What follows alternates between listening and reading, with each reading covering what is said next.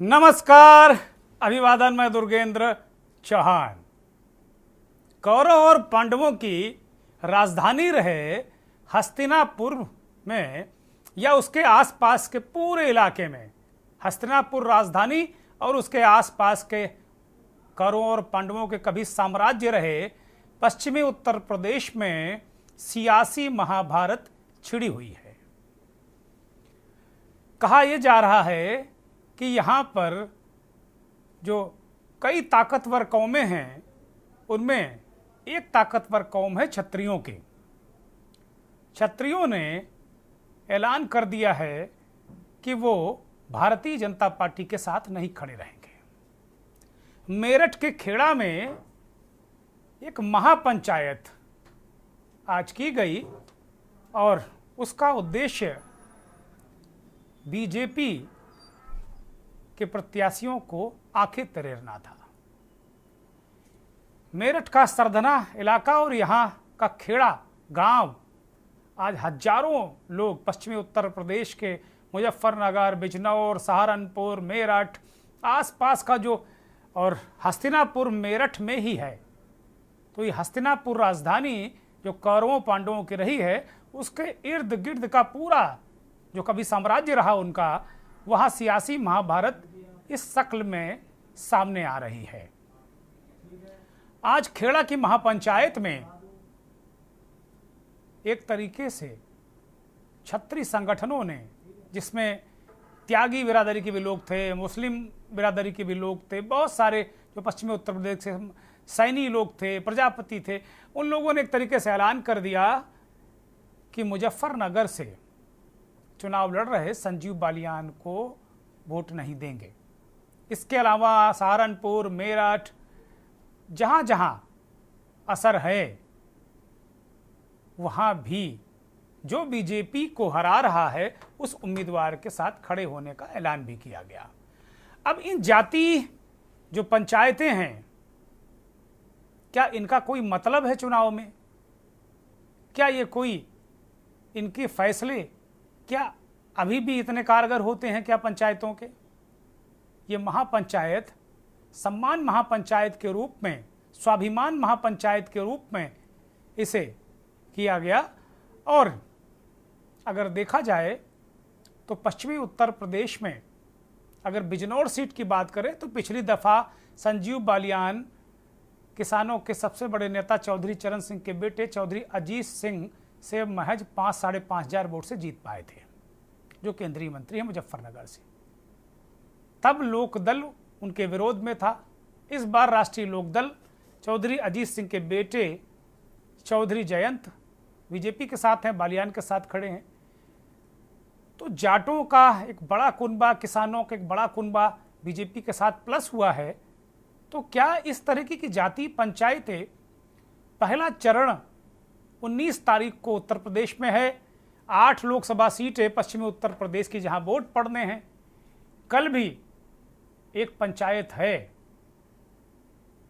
क्षत्रियों की पंचायत उसे कहा जा रहा है, कल भी एक पंचायत है। लगातार पंचायतें चल रही हैं। पश्चिमी उत्तर प्रदेश का ये चलन है कि पंचायतों के जरिए हवा बदलने की कोशिश रहती है। लेकिन क्या ये इतनी ताकतवर पंचायतें हैं जो ये हवा बदल पाएंगी? और ये केवल एक लोकसभा या एक उसकी बात नहीं कर रहे हैं, वो गुजरात से लेके हरियाणा से लेके उत्तर प्रदेश तक क्षत्रिय प्रतीकों, क्षत्रिय महापुरुषों की बात कर रहे हैं, उनके स्वाभिमान और सम्मान की बात कर रहे हैं, महिलाओं के अपमान का भी सवाल उठा रहे हैं और राजनीतिक भागीदारी कम किए जाने की भी शिकायत कर रहे हैं। क्षत्रिय नेता साफ तौर पर कह रहे हैं कि उनके प्रभुत्व वाली सीटों पर दूसरी जाति के उम्मीदवार उतारकर क्षत्रियों की नुमाइंदगी को कम किया जा रहा है।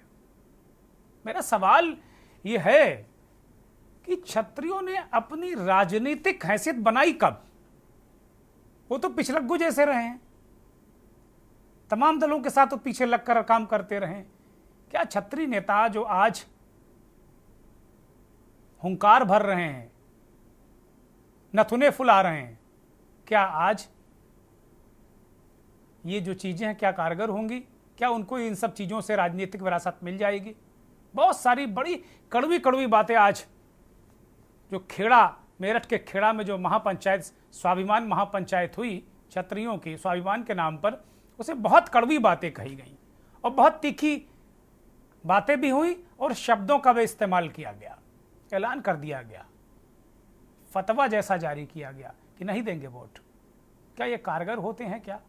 और जो सबसे महत्वपूर्ण बात जो इस पूरे महापंचायतों में हो रही है वो लोटा और नमक की है। इसी तरह गुजरात में गंगा जल उठाकर कसम खिलाई गई और यहां नमक लोटे की सौगंध खिलाई गई लोगों को। और क्षत्रिय नेताओं ने कहा कि शायद उन्हें पहली बार अपनी राजनीतिक हैसियत को बताने के लिए नमक लोटे को उठाना पड़ रहा है। तो इस नमक लोटे का मजमून क्या है? इस नमक लोटे के अंदर क्या इतनी ताकत है कि किसी प्रत्याशी को वो हरा जिता सकते हैं? मंथन में यही बड़ा सवाल।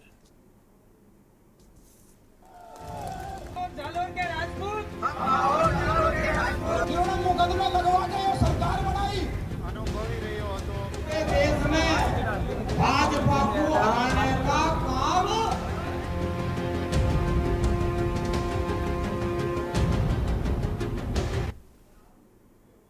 मोटे मोटे तौर पर कुछ आंकड़े हैं जैसा कि चुनाव में चलते हैं।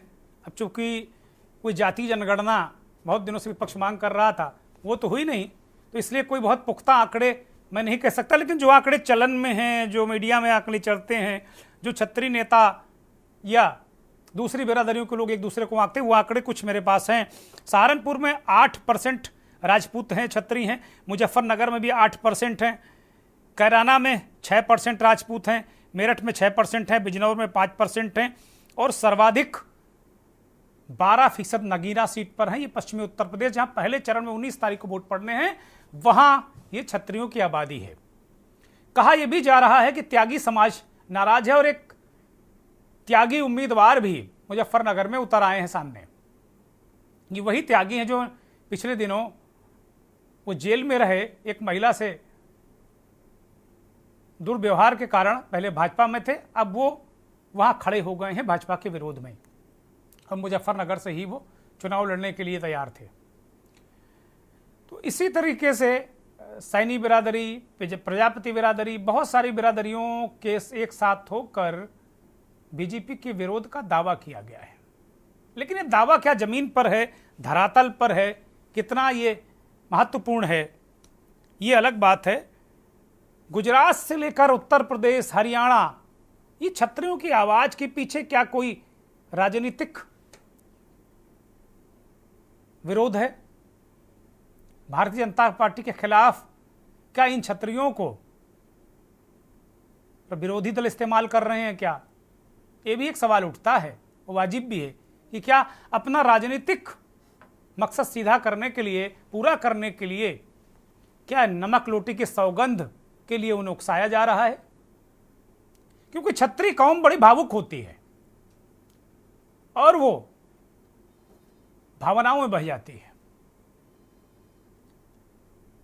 ये भी कहते हैं कि पश्चिमी उत्तर प्रदेश में खास तौर पर, हरियाणा में खास तौर पर, राजस्थान और गुजरात में ये बड़े परंपरावादी भी होते हैं।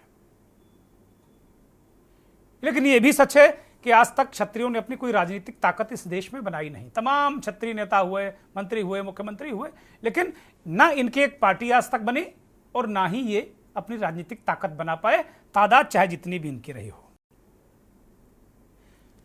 मेरठ के खेड़ा गांव में आज जो पंचायत हुई, स्वाभिमान महापंचायत, जिसे क्षत्रियों ने अपने स्वाभिमान से जोड़ा, उस स्वाभिमान में जो तीखी बातें हुई हैं, बहुत सीधा सीधा आर या पार, वो सुनिए।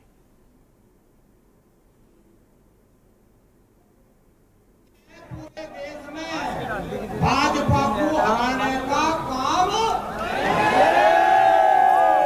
एक बार सबसे हमारा निवेदन है भाई, हम नहीं कह रहा कि इधर मुंह कर रघुकुल रीत सदा चली क्या क्या कह रहे थे? हाथ उठाओ, मुट्ठी बंद करो। क्या कह रहे थे भाई?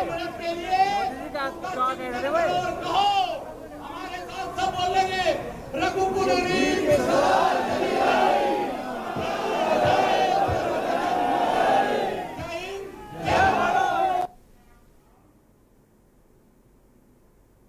रघुकुल रीति का हवाला दे रहे हैं, करें प्राण जाई पर बचन न जाई।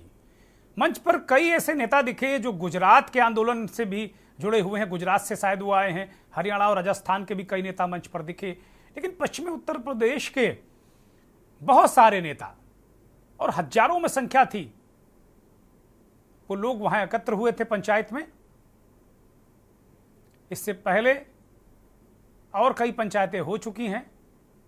कल भी एक पंचायत है गाजियाबाद जिले में और 19 तारीख को वोटिंग है। गुजरात में भी जिस तरीके से विरोध हो रहा है उसकी भी तस्वीरें वायरल हो रही हैं, वो जरा एक बार मैं कहूंगा कि दिखाई जाएं। भाजपा को वोट नहीं देंगे, अपने स्वाभिमान के लिए, अपनी पगड़ी की इज्जत के लिए भाजपा को हराने का काम करेंगे। વર્ષોથી રાજપૂત સમાજ જે કાંઈ અનુભવી રહ્યો હતો, अब क्या है, જે એમની લાગણીઓને ઠેસ પહોંચતી હતી, એ બધું ધીમે ધીમે ભેગું થયું અને આ 23 તારીખે ભૂકંપ જેવો બફાટ થયો। और जालोर के राजपूत, हम और जालोर के राजपूत इस बार ये सौगंध खाकर संकल्प लेते हैं कि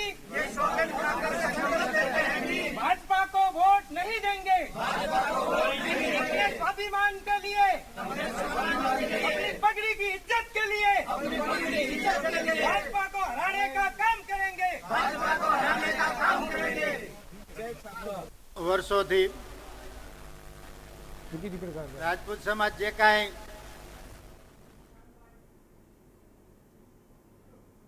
गुजरात की तस्वीर और एक और हुंकार मेरठ के खेड़ा गांव में, वो भी जरा आप सुनिए। जो पंचायत करी 16 तारीख में उसके पंच बनाए यहाँ। आज पंच बनाए गए, पंचों ने लोटे में नमक घेर के ये फैसला लिया है कि भारतीय जनता पार्टी को पूरे देश में संदेश पहुंचाएंगे और पूरे देश में संदेश पहुंचा के ये निर्णय देंगे समाज को कि जहाँ भी भारतीय जनता पार्टी को हराने का काम करें। कौन कौन 3 लोकसभाओं पे जिसकी आज पंचायत थी, तीनों लोकसभाओं पे निर्णय लिया गया कि जो भी गठबंधन के प्रत्याशी है उनका समर्थन करा जाएगा, राजपूत समाज उन्हें वोट देने का काम करेगा और भारतीय जनता पार्टी को हराने का पूरा हम प्रयास करेंगे। कैराना है, मुजफ्फरनगर है और सहारनपुर। अच्छा, सिर्फ यही 3 सीटें क्यों, इसके अलावा? देखो ये आज जो पंचायत थी ये 3 लोकसभाओं की पंचायत थी, इसमें दूर दूर से लोग जरूर आए। कल धोलाना में पंचायत है, उसके बाद गाजियाबाद में है, फिर गौतम बुद्ध नगर में है, उसके बाद अलीगढ़ है, फिर हाथरस है, फिर बदायूं है। लगातार पंचायतें होंगी चरणों के हिसाब। अच्छा, ये जो लोटा नमक होता है इसकी क्या प्रथा है और क्या कसम है? लोटे के नमक की परंपरा ये है कि जैसे पानी में नमक गड़ता है, अगर उसमें कोई आदमी गद्दारी करता है तो वो भी समाज का व्यक्ति इसी तरह गड़ेगा जो समाज से दूर होगा। आज समाज को हर व्यक्ति की आवश्यकता है, अपने समाज को मजबूत करने के लिए हर व्यक्ति काम करे। पार्टियां मजबूत फिर भी हो जाएंगी, लेकिन यदि समाज कमजोर हुआ तो फिर समाज पुनः कभी खड़ा नहीं होगा। जी, यहाँ एक चीज और देखने को मिली, हिंदू क्षत्रिय के साथ साथ में मुस्लिम समाज के जो लोग हैं वो भी यहाँ बड़ी तादाद में आए थे। मेरे भाई, भारतीय जनता पार्टी की सरकार सन 2014 में बनी और 14 में हिंदू मुस्लिम के नाम पर बनी, तो क्या मुसलमान चले गए? है तो हिंदुस्तान में ही ना। जब मुसलमान हिंदुस्तान में आए तो खेड़ा में क्यों नहीं आ सकते? आज वो खेड़ा में आए, उन्होंने कहा कि आप हमारे भाई हैं, गले से गला मिलके दोनों साथ चलेंगे और लोकतंत्र को मजबूत करने का काम। हुंकार 3 सीटों पर फिलहाल सीधे हुंकार है। पूरे देश में ऐलान किया गया है कि विरोध करेंगे। हमारे साथ मेहमानों का पैनल जुड़ गया है। खेड़ा की स्वाभिमान महापंचायत में मौजूद रहे भारतीय किसान यूनियन भानु के अध्यक्ष और क्षत्रिय नेता ठाकुर भानु प्रताप सिंह हमारे साथ जुड़े हैं। बहुत स्वागत, बहुत धन्यवाद, बहुत आभार भानु जी आपका। राघवेंद्र सिंह राजू वरिष्ठ महामंत्री अखिल भारतीय क्षत्रिय सभा हमारे साथ जुड़े हैं। राघवेंद्र सिंह राजू आपका भी बहुत धन्यवाद, बहुत आभार। गुजरात से हमारे साथ ठाकुर योगेंद्र सिंह भदौरिया संस्थापक क्षत्रिय सभा हमारे साथ जुड़े हुए हैं। भदौरिया जी आपका भी बहुत स्वागत, बहुत धन्यवाद, बहुत आभार। और बहुत ही वरिष्ठ पत्रकार, नेशनल यूनियन ऑफ जर्नलिस्ट के राष्ट्रीय संगठन मंत्री, राजनीतिक विश्लेषक, संपादक प्रमोद गोस्वामी साहब हमारे साथ जुड़ गए हैं। बहुत स्वागत आपका, बहुत धन्यवाद गोस्वामी जी, बहुत आभार। और मेरठ से हमारे वरिष्ठ सहयोगी राजू शर्मा भी जुड़े हुए हैं, जिन्होंने आज इस पंचायत को कवर किया। सीधे रुख करूंगा राजू शर्मा का। राजू शर्मा, खेड़ा की महापंचायत स्वाभिमान के नाम पर क्षत्रियों ने बुलाई थी। क्या तेवर, क्या कलेवर, क्या माहौल था वहां का? और जो बार बार मेरे मन में आ रहा है कि क्या अभी भी इस तरीके की पंचायतें, इस तरीके के कुनबे, क्या अभी भी कोई जमीन पर कोई असर डाल पाते हैं कि केवल हवा हवाई, मूछे टाइट?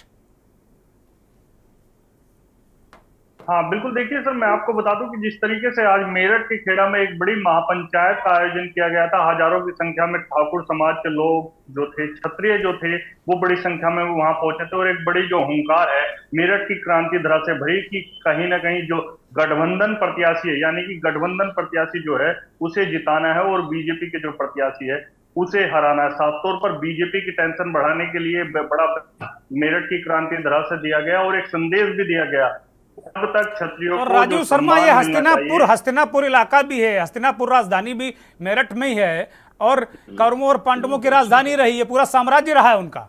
तो एक नई सियासी महाभारत। हाँ बिल्कुल, देखिए सर, आपने सही कहा कि हस्तिनापुर जो है राजधानी रही है और एक नई सियासत की जो बागडोर है वो बेशक मेरठ से तैयार की जा रही है। बड़े ऐलान किए जा रहे हैं क्षत्रिय समाज द्वारा। बीजेपी के बहिष्कार के बाकायदा आज जो महापंचायत हुई थी उसमें जो क्षत्रिय समाज के नेता थे पूरण सिंह, उन्होंने लोटा और नमक की जो सुगंध है वो तमाम क्षत्रियों को दिलाई है। कहा है कि अब हम सबको मिलकर भाजपा का बहिष्कार करना है और जो अपना हक है वो लेकर रहना है और साथ ही उस प्रत्याशी को जिताना है जो भाजपा को हराने का काम कर रहा है। साफ तौर पर कहा गया है कि इंडिया गठबंधन सभी को सपोर्ट करना है और भाजपा के प्रत्याशी को हराना है। अगर जमीनी हकीकत की सर बात करें तो कहीं ना कहीं जिस तरीके से लगातार पंचायतें हो रही है, क्षत्रिय समाज बड़ी पंचायतें कर रहा है, चाहे मेरठ की बात हो, चाहे मुजफ्फरनगर की बात हो, अब गाजियाबाद में भी पंचायत होनी है। बड़े ऐलान किए जा रहे हैं भाजपा के बहिष्कार को, तो इस बात से कोई दो राय नहीं है कि। और राजू, कल पंचायत है, गाजियाबाद की पंचायत कल है और एक दिन बाद वोट पड़ना है। हाँ बिल्कुल सर, देखिए प्रथम चरण के मतदान की जो लास्ट डेट है वो 19 अप्रैल है और पंचायत जो है 18 अप्रैल को होनी है। तो कहीं ना कहीं एक बड़ा जो उलटफेर है वो करने की तैयारी में है क्षत्रिय समाज। एक संकेत भी देना चाहते हैं प्रथम चरण से भाजपा को कि कहीं ना कहीं अगर हमें सम्मान नहीं मिला आने वाले चरणों में तो कहीं ना कहीं भाजपा का जो क्षत्रिय समाज है वो पूर्ण रूप से बहिष्कार कर देगा। इसी वजह से आज मेरठ की जो महापंचायत हुई है उसमें लोटा और नमक इसकी जो शपथ दिलाई गई है वो संकेत दिया गया है भाजपा की। कहीं ना कहीं इससे टेंशन भी बढ़ती हुई नजर आ रही है। इसी को देखते हुए 18 तारीख को यानी कि परसों जो है वो प्रदेश के मुखिया योगी आदित्यनाथ ठाकुरों का गढ़ कहे जाने वाले सिसोली में एक महारैली को संबोधित करने के लिए पहुंच रहे हैं। अब से कुछ दिन पहले भी योगी आदित्यनाथ मेरठ पहुंचे थे, सरदना विधानसभा क्षेत्र में एक बड़ी रैली की थी और वहां ये संकेत दिया था कि कहीं ना कहीं जो ठाकुर समाज है वो मेरा अपना समाज है, उन्हें कहीं भी नाराज होकर जाने की आवश्यकता नहीं है। नाराजगी दूर करने के लिए पहुंचे थे और बाकायदा सरदना विधानसभा सीट से पूर्व विधायक संगीत सोम जो है उनको बाकायदा अपने बराबर में बिठाया था और उन्हें मूल मंत्र भी दिया था कि भाई जो ये नाराजगी है संजीव बालियान से आपकी, इसे दूर करिए। लेकिन जैसे ही सभा समाप्त हुई उसके बाद संगीत सोम ने मीडिया में बड़े बयान दिए, साफ तौर पर कहा कि संजीव बालियान मेरी बराबरी करने वाला नेता नहीं है। तो कहीं ना कहीं जो नाराजगी है वो अभी भी बरकरार है और क्षत्रिय समाज इसको लेकर लगातार महापंचायतें कर रहा है। ठीक है राजू, आप हमारे साथ बने रहिए। अब मैं रुख करूंगा ठाकुर भानु प्रताप सिंह का, जो किसानों के बहुत बड़े नेता हैं इस देश के, और क्षत्रियों का झंडा भी वो उठाए हुए हैं। चूंकि क्षत्रिय वो भी हैं तो क्षत्रिय संगठनों से भी जुड़े हैं और क्षत्रियों का भी झंडा उठाए हैं। और इस क्षत्रिय आंदोलन में आज खेड़ा की महापंचायत, जो स्वाभिमान महापंचायत थी, उसमें ठाकुर भानु प्रताप सिंह मौजूद थे। भानु जी, मैं आपके पास सीधे आ रहा हूं। ये जो नमक लोटे का क्या मसला है, जरा दर्शकों को समझाइए। ये नमक लोटा क्या है? क्या उसी तरीके से होता है कि जैसे तमाम जगह कहा जाता है जाओ गंगा जली उठाओ, मंदिर में कसम खाओ? तो ये नमक लोटा क्या है और नमक लोटा क्यों उठाना पड़ा? क्या इससे पहले भी कभी कोई राजनीतिक मसले पर नमक लोटा उठाया गया है क्या? ठाकुर भानु प्रताप, अनम्यूट करिए, हम आपको सुन नहीं पा रहे हैं। भानु जी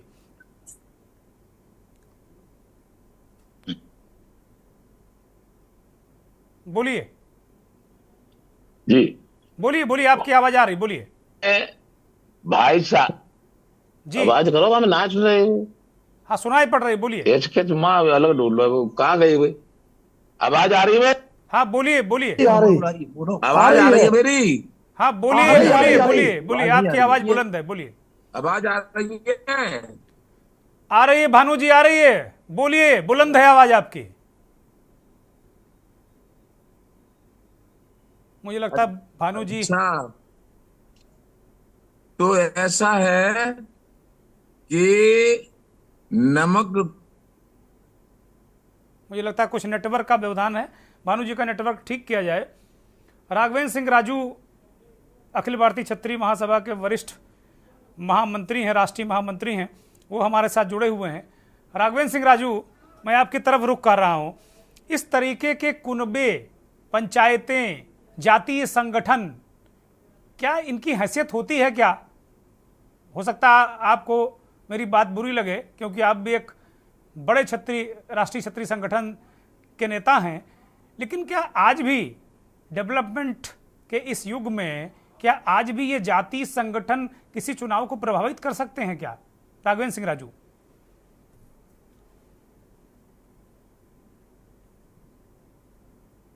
राजू जी बोलिए, अनम्यूट करिए।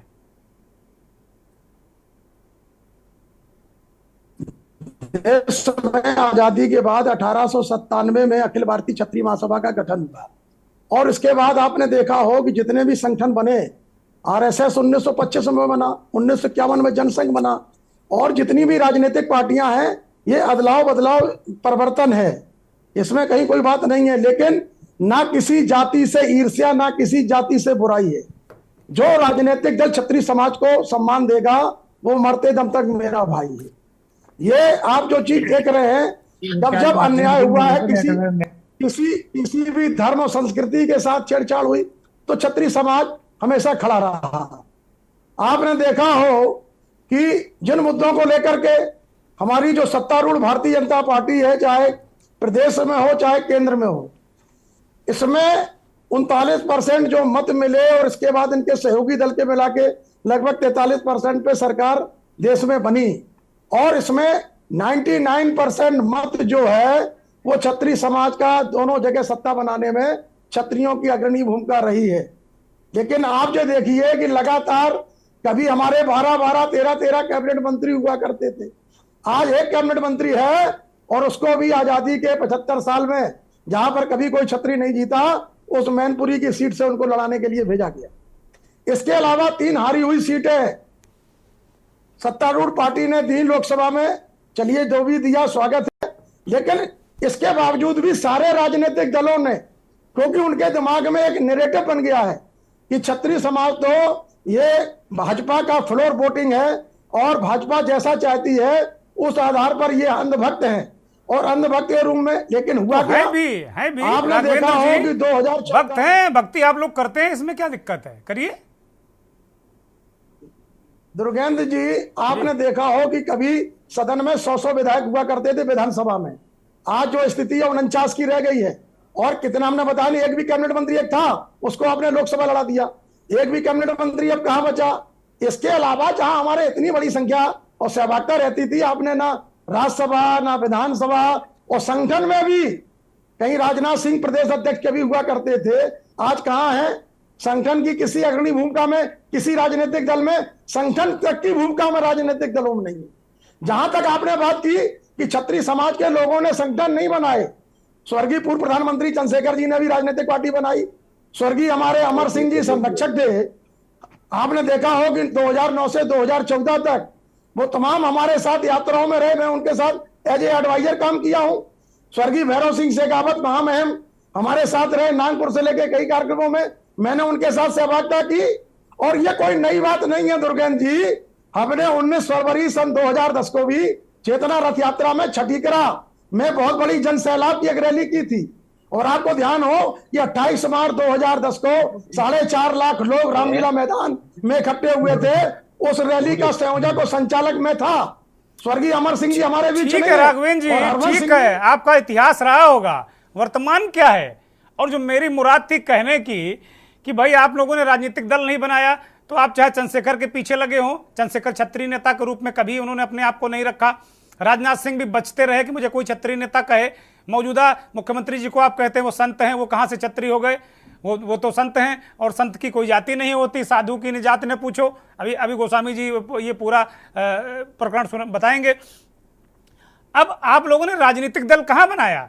जैसे राजभर ने बनाया, जैसे निषाद ने बनाया, जैसे अनुप्रिया पटेल ने बनाया, इसी तरीके से देश में तमाम राजनीतिक दल हैं। अगर जाति के नाम पर अगर इतनी ही आपको जाति की राजनीति करनी थी, एक तो मैं इसके बिल्कुल समर्थन में नहीं रहता हूं कि कम से कम ये विकास करने वाला देश अगर यहाँ जाति कबीले बनेंगे और वो राजनीति तय करेंगे तो अपने आप में ये एक अलग तरीके का वो सिचुएशन हो जाएगी। मुझे एक ब्रेक पर जाना है, एक ब्रेक ले रहा हूँ।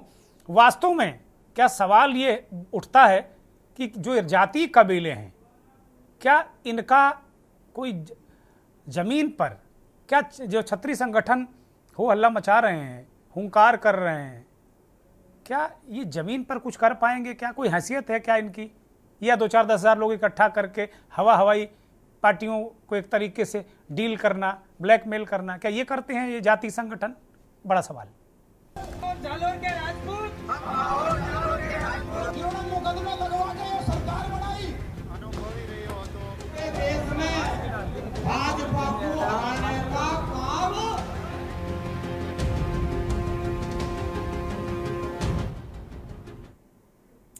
नमक रोटी की सौगंध क्या है, इसका मर्म क्या है, और ये क्या एक भावनात्मक दांव है क्षत्रियों को किसी राजनीतिक दल से दूर ले जाने का या किसी राजनीतिक दल के लिए काम करने का? बहुत सारे सवाल मेरे मन में आ रहे हैं। ये जो महापंचायतें हो रही हैं क्षत्रियों के पश्चिमी उत्तर प्रदेश से लेकर राजस्थान, गुजरात तक, और ये दावा किया जा रहा है कि इन महापंचायतों में त्यागी समाज, सैनिक समाज, प्रजापति समाज, बहुत सारे छोटे छोटे बड़े बड़े जो समाज हैं, छोटे बड़े, वो इन लोगों के साथ हैं, ऐसा दावा क्षत्रिय नेता इस देश के कर रहे हैं। ऐसी क्या परिस्थितियां बनी, ऐसी क्या स्थितियां बनी, कौन सी बातें हो गई? बहुत सारे प्रश्न, बहुत सारे सवाल हैं। मेहमानों का पैनल जुड़ा हुआ है। ठाकुर भानु प्रताप सिंह भारतीय किसान यूनियन के अध्यक्ष और क्षत्रिय नेता हमारे साथ अभी जुड़े हुए थे, शायद वो जुड़ गए हैं फिर से। भानु जी, आपके पास आ रहा हूं। ये नमक लोटे की सौगंध का क्या मसला है?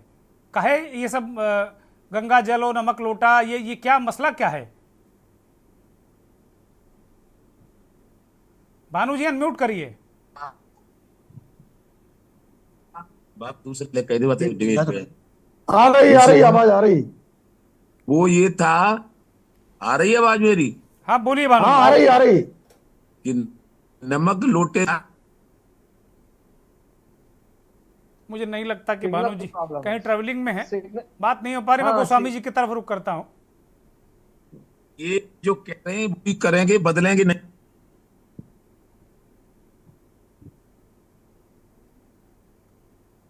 भानु जी की आवाज नहीं मिल रही। भानु जी जरा ठीक कीजिए। कहना था कि या ठीक करो या पहले। हाँ ठीक है, अब आ रही, बोलिए बोलिए, अब ठीक है, बोलिए बोलिए, बोलिए आवाज आ रही है। राघवेंद्र जी आप शांत रहिए, जरा भानु जी को बोलने दीजिए। हाँ बोलिए।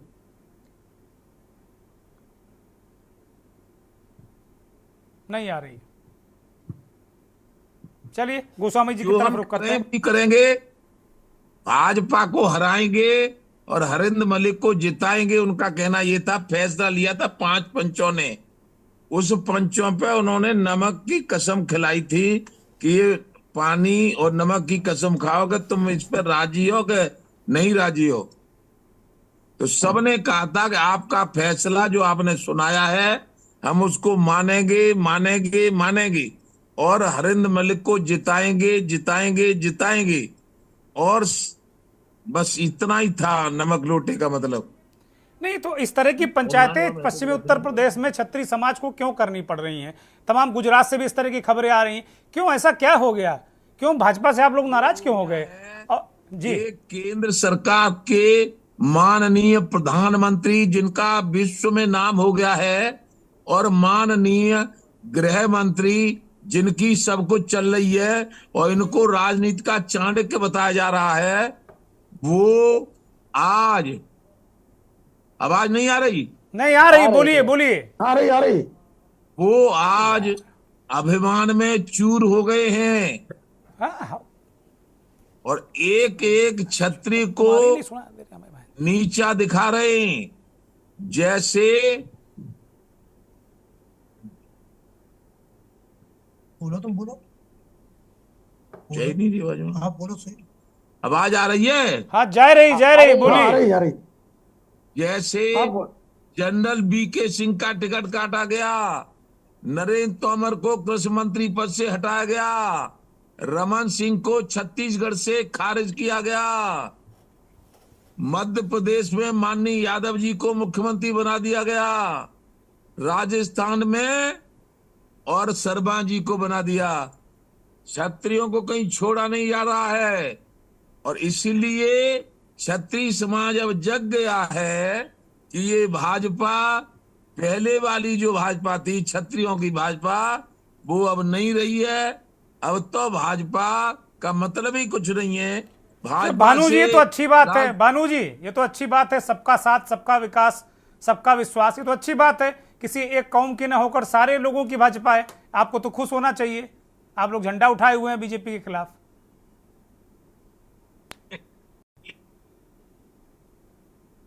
पूरे 565 राजघराने और सब किले।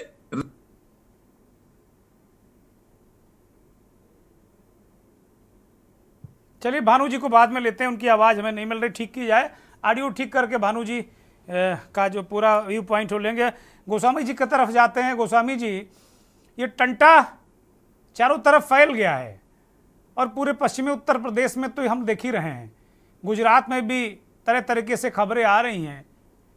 क्या जाति संगठनों का कोई असर होता है क्या? इस तरीके के जाति संगठन और खास तौर पर जो अपर कास्ट के जाति संगठन है, मैं ओबीसी और दलित संगठनों की बात नहीं करता, वहां तो वो असर डालते हैं, ऐसा मेरा भी मानना है। लेकिन जो अपर कास्ट के हो, चाहे ब्राह्मण सभा हो चाहे क्षत्रिय सभा हो, क्या इस तरीके के जो संगठन हैं, इस तरीके के हुंकार का कोई मतलब है क्या? गोस्वामी जी।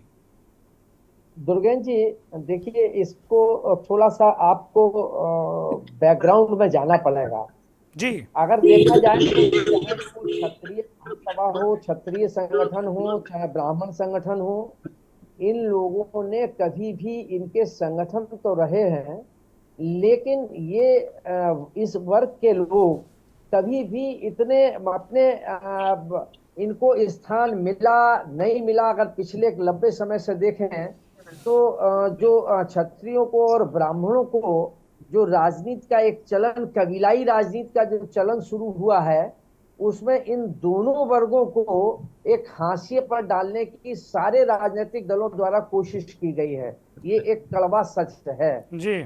लेकिन उसके बावजूद चाहे वो क्षत्रिय संगठन हो चाहे ब्राह्मण संगठन हो, वो लोग अपने इन बैठकों में आगाह करने का तो काम करते रहे हैं या चेतावनी देने की बात तो करते रहे हैं, लेकिन फिर उसके बाद वो अपने उसमें एग्रेसिव भूमिका में नहीं आ पाते हैं। लेकिन दुर्गेन जी, इस बार जिस ढंग से गुजरात में क्षत्रियों के लिए या क्षत्रियों के स्वाभिमान को लेकर, उनकी महिलाओं को लेकर जो टिप्पणी भाजपा की वहां के द्वारा की गई, उससे क्षत्रिय समाज बुरी तरीके से आहत है। एक पक्ष ये है। दूसरी, जब आप आ जाइए तो एक के साथ एक जो कड़ी जुड़ती चली गई, इससे क्षत्रिय वर्ग जो है वो बुरी तरीके से आहत है, और इसीलिए नमक और लोटा और स्वाभिमान और पगड़ी की बात करने लगा है कि अब ये चीजें अगर ऐसे ही रही तो फिर हमारा सम्मान ही खत्म हो जाएगा, और क्षत्रिय के पास अगर कुछ है तो उसका अगर सम्मान नहीं है तो फिर उसके पास बचेगा क्या। तो ऐसी स्थिति में जब बीके सिंह का, जैसा कि अभी भानु जी ने कहा कि बीके सिंह का टिकट काट दिया गया, राघवेंद्र ने कहा, और वैसे ही राजनाथ सिंह के बारे में कि राजनाथ सिंह को की क्या स्थिति है, रक्षा मंत्री जरूर हैं लेकिन क्या फैसले हैं क्या नहीं, ये एवरीबडी नोज वेरी वेल। आप आ जाइए, मतलब वहां पर देख लीजिए नरेंद्र तोमर को, जैसा कि कहा मध्य प्रदेश में, आप वहां चले जाइए, रमन सिंह जी को चले जाइए, तो जो क्षत्रिय समाज की जो उपेक्षा हो रही है, मुझे लगता है कि उससे ये लोग अब बहुत बुरी तरीके से आहत हैं। और ये तभी, वरना अभी तक तो कभी भी, मतलब जहां तक मेरा अपना अनुभव है, क्षत्रिय समाज कभी कभी नाखुश हुआ है, उसने अपने संगठनों की बैठकें बुलाई हैं, लेकिन फिर वो मान गए हैं। अगर उनके सम्मान की रक्षा कर ली गई या उनको समझा दिया गया तो वो उन्होंने फिर वो अपने एक कदम आगे बढ़ा के वो अपने वापस कदम उन्होंने ले लिए हैं। लेकिन इस बार मुझे लग रहा है कि जिस ढंग से क्षत्रियों में नाराजगी है और जिस ढंग से वो एकत्र होकर और ये बताना चाह रहे हैं कि अब हमको हल्के ढंग से न लिया जाए।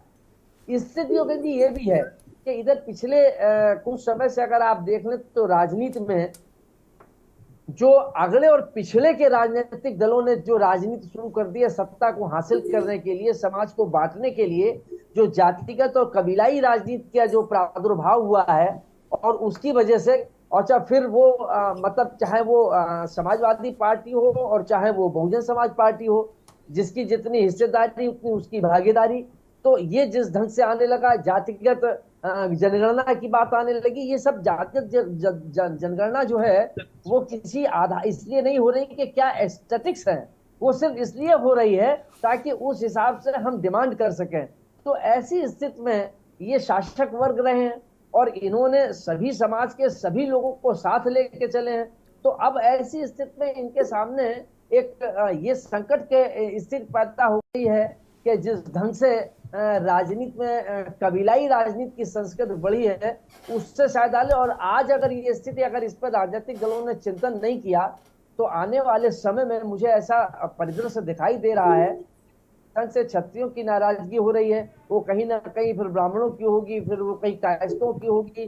तो ये जो एक स्थिति होगी तो ये एक अगड़ा और पिछड़ा एक कहीं वो न बन जाए, और वो एक स्थिति बड़ा लोकतंत्र के लिए और इस देश के लिए चिंताजनक होगी। तो राजनीतिक दलों को इससे बाज आना चाहिए, अगले और पिछले इंसानियत के आधार पर चलना चाहिए। इस आधार पर राजनीति करें कि वो सभी लोग हैं, सबकी हिस्सेदारी, सबकी भागीदारी तो ठीक है, लेकिन मतलब अगर वो कबीलाई हिसाब से होगी, टिकट उस हिसाब से बटेंगे और अधिकारियों की पोस्टिंग उस हिसाब से होगी कि हमको कहाँ वोट लेने हैं, तो फिर ये स्थितियां आज नहीं तो कल आने वाला समय जो है, लगता है कि वो एक चिंता का संकेत जरूर दे रहा है। गोस्वामी जी, ऐसा आपको लगता है क्या कि भाजपा इसमें फंस गई है, पश्चिम उत्तर प्रदेश में फंसती नजर आ रही? क्योंकि जिस सीट की बात अभी भानु प्रताप सिंह कर रहे थे, पंचायत में 3 सीटों पर प्रमुख रूप से कहा गया पश्चिम की, कैराना, मुजफ्फरनगर और सहारनपुर। अब इसके अलावा एक गाजियाबाद में पंचायत है, देखिए वो लोग क्या फैसला करते हैं। इससे पहले टिकैत के गांव में पंचायत हो चुकी है।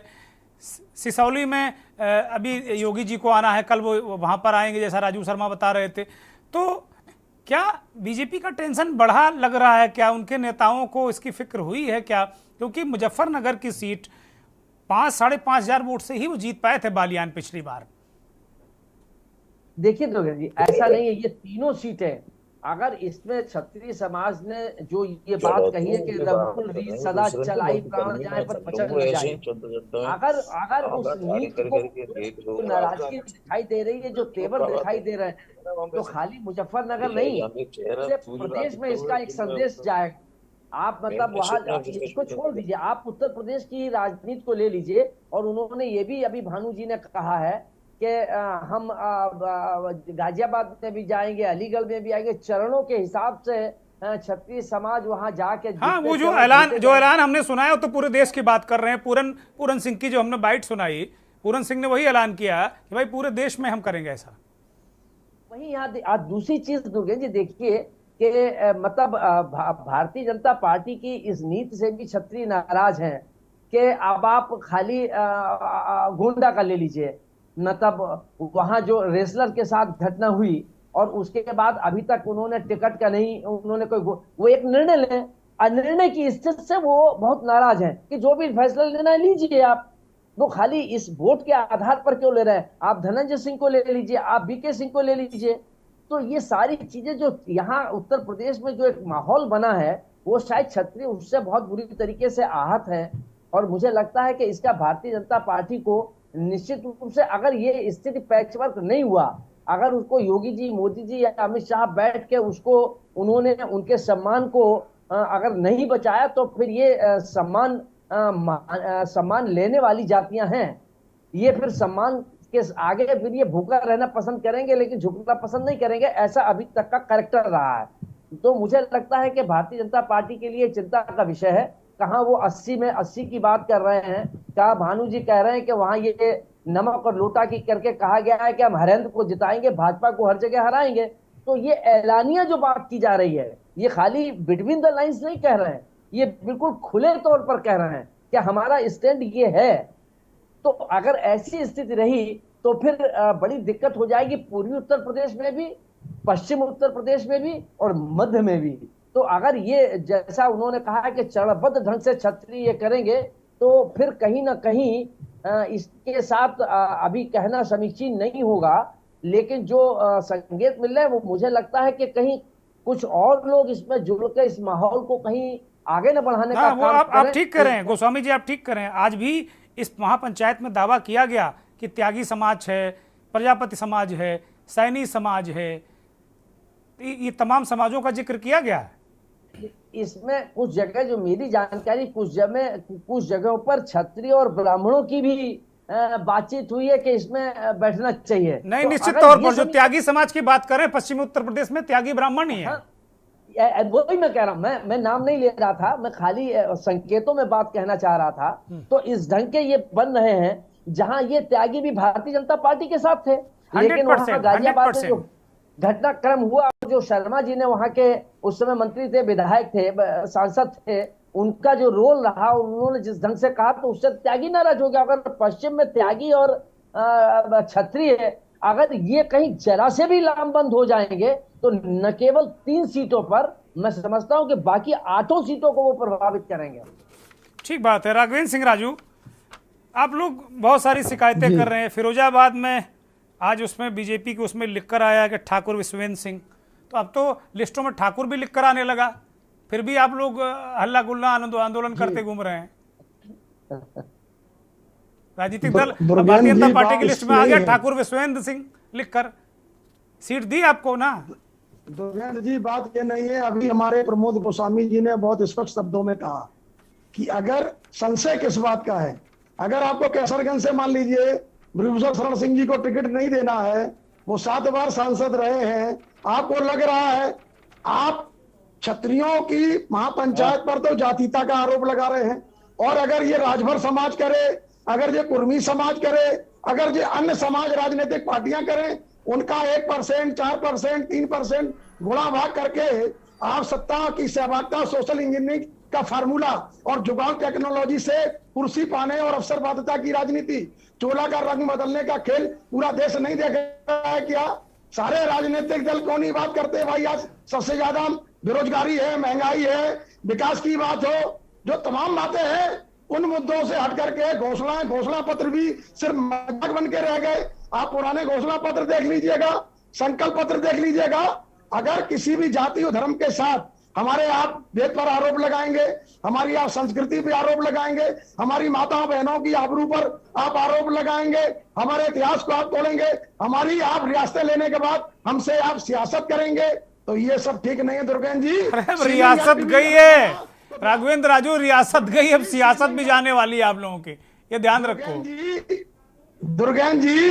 आप देख लीजिए, सबका साथ और सबका विकास, तो अब जब सबका साथ सबका विकास होगा तो आपकी रियासत गई है, सियासत भी खत्म हो गई आपकी। और मैंने तो कम होगी, खत्म नहीं होगी, कम समाचार होगी। पत्र का कटिंग, मैंने दुर्गेन जी आपको देश के बहुत बड़े समाचार पत्र की कटिंग भेजी थी, उसमें सीधा सा दिखाया गया था कि 13% क्षत्रिय, 15% ब्राह्मण।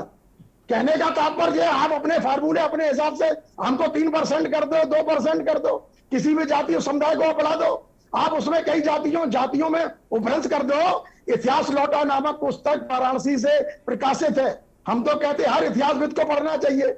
आप हमारे 33 कोटि हजार देवी देवता है हिंदू में, तो आप उन पे आरोप लगाओ कि देवी देवताओं की पूजा मत करो, गौरी गणेश की पूजा ना करो। रामायण में ये चौपाई गलत है, हनुमान 84 में, हनुमान 40 में ये चीज कहाँ चले गए? तो ये सब अब कहाँ से कहाँ पहुंच गए भाई? अब आप अपने मुद्दों में रहिए ना, आप लोग फोकस बात कर नहीं पाते राजनीतिक दलों से, इसीलिए दिक्कत होती है। बात यह है दुर्गेन जी, सच बात यह है कि जो बात अभी हमारे माननीय प्रमोद गोस्वामी जी कह रहे थे, अगर ये ना होता तो आज तमाम जो लोगों को केंद्र से प्रदेश की सत्ता में कर दिया, और जो हमारे 13 कैबिनेट मंत्री होते थे, एक कैबिनेट मंत्री उन्हें आपने लगा दिया। और आप देख लीजिए कितने राज्य मंत्री हैं, कितने स्वतंत्र प्रभार मंत्री हैं। दया शंकर सिंह जी उत्तर प्रदेश के परिवहन मंत्री हैं, उनके अलावा आप बता दो किसी के फोन मिला के देख लो, एक मंत्री की बात मैं कह रहा हूं, उनके अलावा आप अभी मिलाइए किसी का फोन, किसी मंत्री का भी आप मिला के देख लीजिए, कोई इस बात को स्वीकार नहीं करता। छत्री अपनी बात कहे किससे? सांसद कोई फोन उठाते नहीं, विधायक फोन उठाते नहीं। उनकी ये डर है कि अगर छत्री नेता राघवेंद्र सिंह उनके घर पे आ जाएंगे तो हमारा टिकट ना कट जाए। तो ये स्थितियां क्यों बन गई? परिक्रमा और पराक्रम करने वाली कौम, ये पराक्रम नहीं किया इसने, पराक्रम के माध्यम से परिक्रमा आज करनी पड़ रही है। तो अब ये स्थितियां जो चल रही हैं, और आपने देखा हो वहां मंच पर आपने देखा हो 36 को में, ये कोई एक संगठन या कार्यक्रम नहीं कर रहा है, ये सर्व समाज की सहभागिता है, और इसमें कोई एक नेता नहीं है, इसमें सारे नेता आपने कहा गुजरात से भी आ गए, महाराष्ट्र से भी आ गए, आप देखो पटना से भी आ गए, आजमगढ़ से भी पहुंच गए। तमाम सेनाएं जो हमारी हैं देश में 10-10 जो चल रही हैं अलग अलग सेनाएं, वो सारे सेना हिंदूवादी संगठन। इसके अलावा जो आपने बात अपने आप कही कि तमाम जो सैनी समाज है, गुर्जर समाज है, त्यागी समाज है, और जो हिंदू समाज के साथ जो हमारे क्षत्रिय समाज को सम्मान देता है, क्योंकि क्षत्रियों में जातियों में उपभ्रंश है। ये बात ठीक है भाई, जिनसे हम बेटी का संबंध नहीं कर सकते उनसे रोटी का संबंध तो कर सकते हैं। और क्षत्रियों ने अगर ये ना किया होगा दुर्गेन जी, आपके सारी मीडिया इस बात का गवाह है कि माननीय अमर सिंह जी, हरवंश सिंह जी ने 2009 से 2014 तक सत्ता में क्या निषाद पार्टी के डॉक्टर संजय निषाद को नहीं लाए, यही ओम प्रकाश राजभर क्या हमारे साथ नहीं थे? परिवर्तन मोर्चा में सारे राजनीतिक दल थे, हम कहां जातिवादी थे? हम तो अखिल भारतीय क्षत्रिय महासभा की माला में, एकता की माला में इन 21 दलों को पूरा सम्मान दिए कि come with us we will do. और हमने, आप जो बात कह रहे कि ये आज भी कम से कम 60-70 लोग थे, और जो हो रहे हैं अभी 28 अप्रैल को बरेली की आंवला में है, और आज 9 मई को प्रयागराज में तय हो गया कि 9 मई को प्रयागराज होगा, इसके बाद गोरखपुर होगी। ये अपने आप महापंचायतों का दौर, पूरे देश में कोई कार्यक्रम नहीं माना जा रहा, अपने आप वहां के क्षत्रिय समाज और हिंदूवादी संगठन और तमाम जो लोग हैं उनका जो कहना, भाई बताओ भाई हरवंश सिंह जी का अगर देश में 5वां सर्वश्रेष्ठ सांसद का अवार्ड दिया तो क्या आनंद पाल की बात उठा दी? तो क्या उन्होंने स्वाति सिंह और दयाशंकर सिंह परिवहन मंत्री है उनके हक और अधिकार की बात उठा दी? तो अगर उनके हक और अधिकार की बात उठा दी, और अगर मान ली अनुप्रिया पटेल ने कोई योगी जी पर टिप्पणी की, और अगर हरवंश सिंह जी ने उस टिप्पणी का जवाब दे दिया, तो क्या ये गलत था? क्या अगर वो उस समाज के सांसद हैं, उस समाज के विधायक हैं, राजनीति का मतलब सर्व समाज की सेवा नीति है, क्षत्रिय जाति नहीं, एक धर्म है, सनातन धर्म है, और छात्र धर्म भी है। छात्र धर्म का पालन मर्यादा, राम जन्मभूमि ट्रस्ट में एक भी क्षत्रिय को सदस्य नहीं बनाया गया।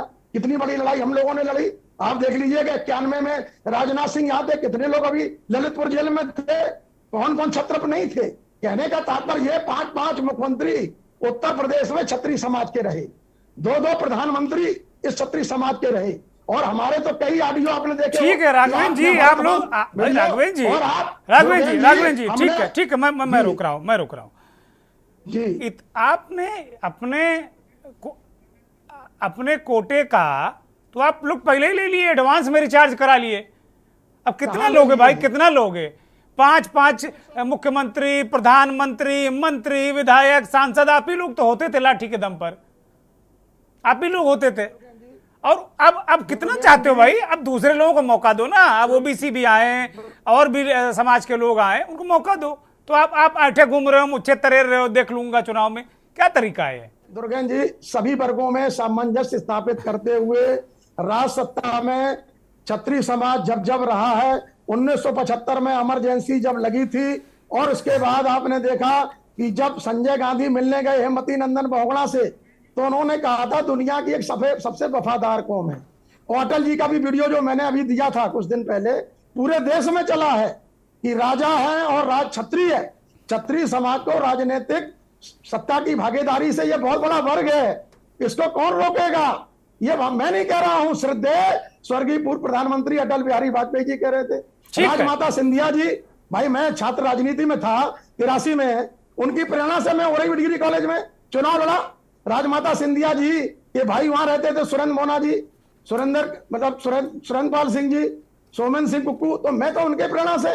तो ये सारे लोग क्या नहीं थे? भैरव सिंह शेखावत जी। ठीक है राघवेंद्र जी, मैं रोक रहा हूं। हमारे साथ एक और क्षत्रिय नेता योगेंद्र सिंह भदौरिया गुजरात से जुड़े हैं।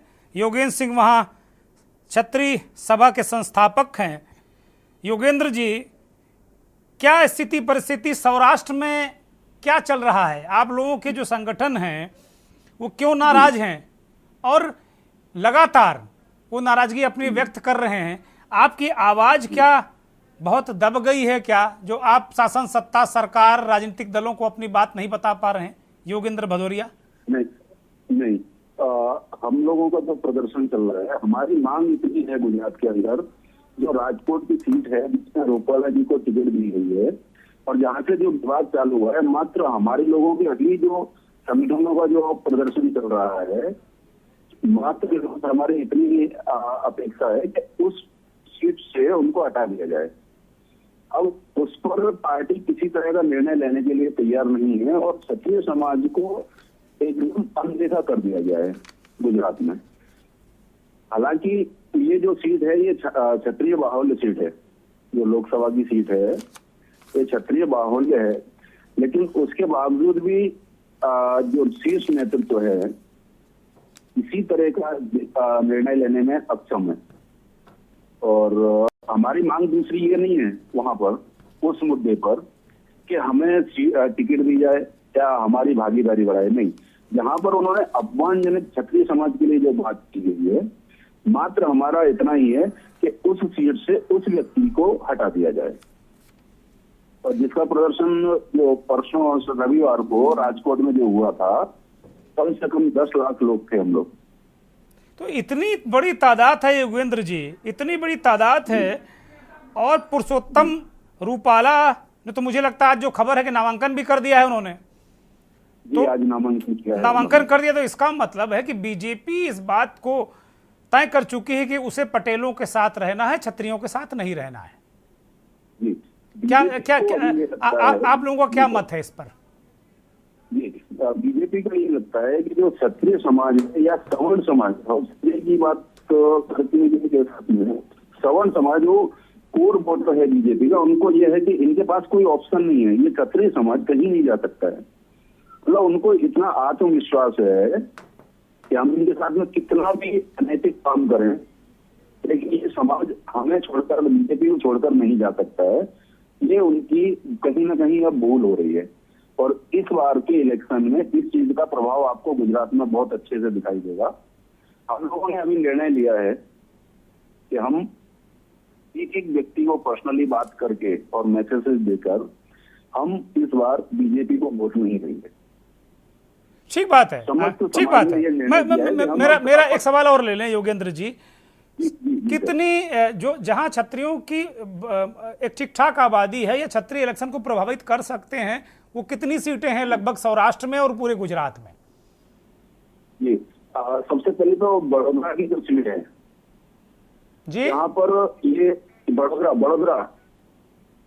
बड़ोदरा की जो सीट है ये भी क्षत्रिय बाहुल्य है जी, और राजकोट की सीट है, भावनगर की सीट है।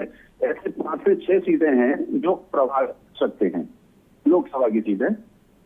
और इस बार उसका असर दिखाई देगा सर। असर दिखाई देगा? जी बिल्कुल असर दिखाई देगा इस चीज का, क्योंकि इस बार, और दूसरा सबसे बड़ी चीज आपको मैं बताऊं कि जो हमारी महिलाएं मातृशक्ति है, छत्राणी है, इस समय वो लोग इस आंदोलन में सबसे ज्यादा अग्रसर हैं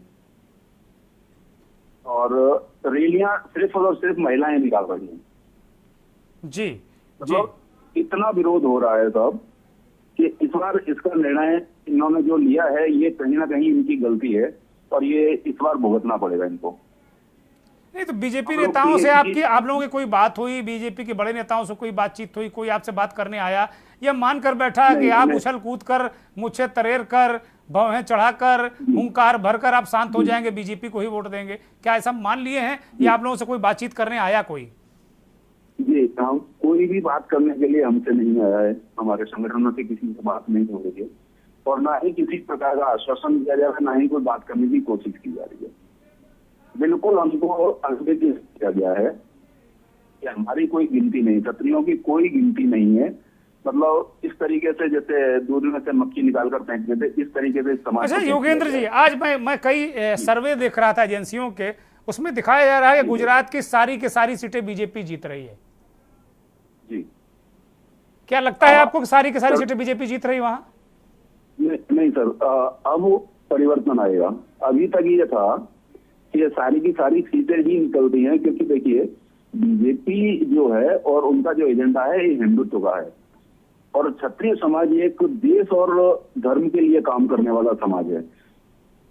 व्यक्तिगत स्वार्थ को साइड में रखकर देश और समाज की बात आती है तो धर्म की बात आती है तो हम लोग उसमें जाते हैं। लेकिन आज धर्म की राजनीति समाज में इसी के अस्तित्व की बात आ चुकी है। आज क्षत्रिय समाज का जो अस्तित्व है उसको ही इन्होंने खतरे में ला दिया है, कटघरे में खड़ा कर दिया है और इस चीज को हम लोग सहन नहीं कर सकते हैं। और इसका असर सर आपको बहुत ही जरूरी है और बहुत ही अच्छी मात्रा में 7 तारीख को दिखाई देगा। 4 तारीख को, 4 जून को, 7 तारीख को तो बोलते हैं वहां पर गुजरात में, तो इसका असर बिल्कुल से नहीं। अमूमन ये देखा गया कि आमतौर पर आखिरी वक्त लोग मान जाते हैं, मान अव्वल में।